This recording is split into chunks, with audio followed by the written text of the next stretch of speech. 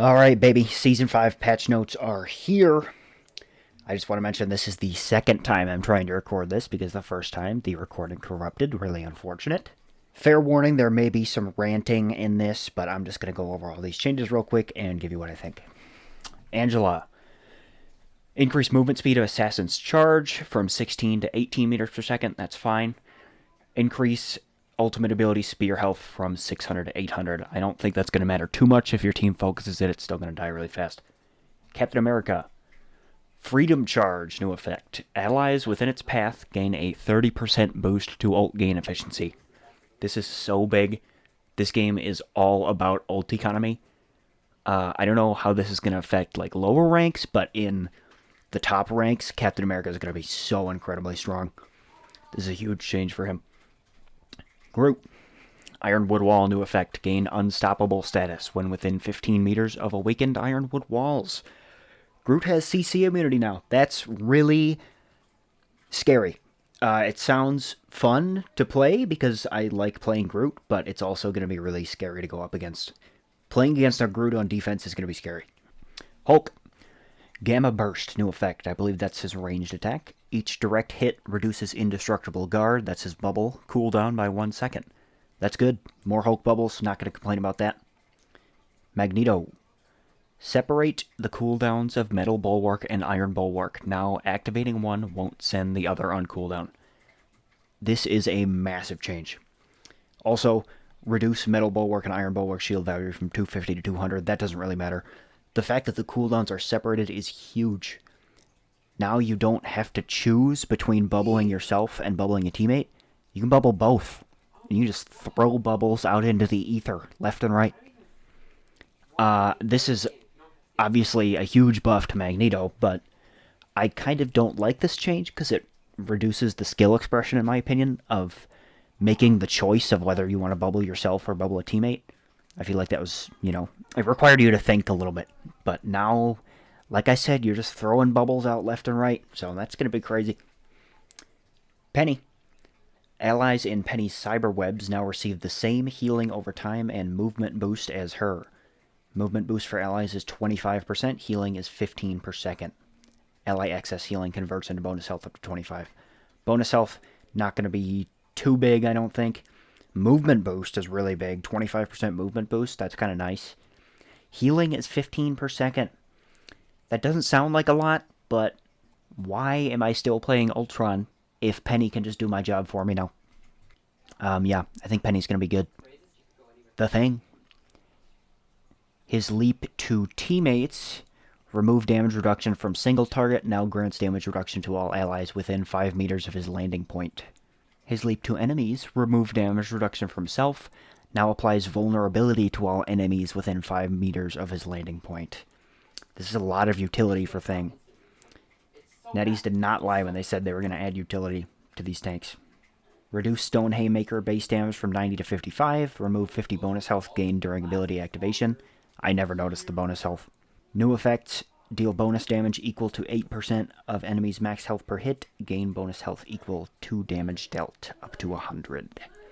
So the Thing is a little better against tanks. He can survive longer in team fights. And I think it's going to be a lot more fun to rotate his cooldowns. So this is good. Looking forward to playing the Thing. Duelist. Hawkeye. Increase Archer's focus maximum bonus damage from 75 to 90. More Hawkeye damage. That's exactly what we needed, guys. I don't like this at all. I think Hawkeye is really annoying, and this is just going to make him one-shot you even more than he already did. Oh boy. Mr. Fantastic. Reflexive rubber can now be used during inflated state after reaching 100 elasticity. Remove the 350 bonus health on entering inflated state. Now gain 350 max health and a one-time heal of 350, which is removed upon exiting inflated state. So these are huge survivability buffs to Mr. Fantastic. The reflexive rubber thing is its own survivability. But now during inflated state, you just have a big health bar of 700 or 650 or whatever, and you can continually get healed up to that amount. So Mr. Fantastic is going to be really tanky during inflated state. The one thing that I notice is the fact that he no longer has bonus health, he has regular health, so enemies are going to be able to farm their ults faster off of Mr. Fantastic in inflated state. Phoenix. Adjust Cosmic Flame's maximum fall off at 30 meters from 60 to 75%. Phoenix is better at long range. I don't think Phoenix needs buffs. I think Phoenix is already really strong. People think Phoenix is bad because her broken melee tech got removed last patch, but she's still really good at long range, and now she's even better, apparently. Spider-Man. Reduce web cluster energize time from 2.5 seconds to 2 seconds. I think that's fine. His web balls come back faster, that's whatever. Increase amazing combo damage from 60 to 70. This is a little scary to me. I'm trying to be open-minded about Spider-Man changes because everybody says Spider-Man is bad, but I think, as a strategist player, Spider-Man is really annoying to play against, and this is just going to make his combos more consistent, so it's a little scary. Moving on. Squirrel Girl. Increase burst acorn damage from 100 to 110.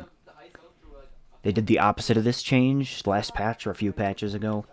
They decreased her damage from 110 to 100, and apparently she wasn't good enough. I thought she was good enough, but now they reverted her back to how she was before. Yay. Storm. Increase weather control thunder and increase goddess boost thunder damage boost from 10 to 12% and 12 to 15% respectively. I'm going to be honest, I still don't really know how Storm's kit works to this day, but more damage boost for allies, that sounds good to me. The Punisher. Loses team up anchor bonus but gains raw power. Increase base health from 275 to 300. His health bar isn't going to change. He already has 300 because of the team up anchor bonus now, so they're just keeping him at 300. Adjust adjudication maximum fall off at 40 meters from 70 to 85. He's going to be better at long range. I think this is fine. However, playing against the Punisher as someone like Ultron is going to be a little more difficult. So, there's that. Increase pellets fired per deliverance round from 14 to 16. His shotgun is going to do more damage, which is a little scary, because Punisher shotgun is already really good. Wolverine. Increase Savage Claws percentage damage and increase Vicious Rampages percentage damage for each point of rage. Reduce Feral Leap cooldown from 15 to 12 seconds.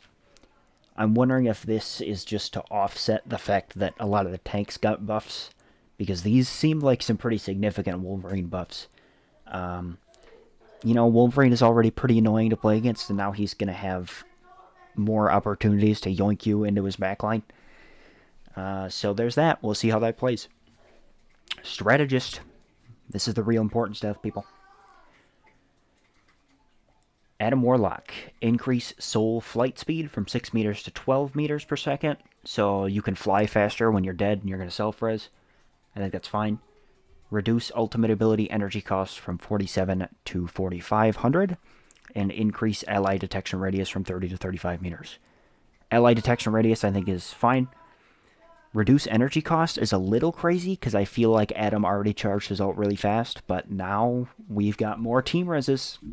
It feels like stall comp is going to be better than it ever has been before, so that is frightening. Cloak and Dagger. Increase base health from 250 to 275. I don't think we need to be doing this. I don't think strategists need 275 health.